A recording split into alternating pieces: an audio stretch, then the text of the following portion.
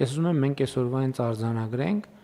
թե ինչ է պետք, որպեսզի 2026 թվականի դեկտեմբերի 30 կամ չէ, դեկտեմբերի վերջին կառավարության նիստում մենք չպարզենք, որ վայ այդ սահմանված ժամկետը չի լինում, իրատեսական չի եւ եկեք հետաձգենք եւս ինչ որ մի ժամանակով։ Դրա համար պետք է, որ հիմա ասում ենք 2027 թվականի հունվարի 1-ից, այսօրվանից երեկվանից պետք է լիներ, լավ ենթադրենք երեկվանից, բայց այսօրվանից ամենօրյա ռեժիմով այդ թեմայով աշխատանք պիտի արվի։ Տնտեսվարողների հետ, նախ հանրային իրազեկման արշավներ պետք է տեղի ունենան եւ այլն եւ այդպես շարունակ։ Եթե անհրաժեշտ է, պետք է աջակցության ծրագրեր անենք տնտեսվարողների հետ, թե ոնց են պետք է բովանդակություն տանք, պետք է ծրագիր տանք իրանք, որովհետեւ այդ մարդիկ մենք բոլորս սովորենք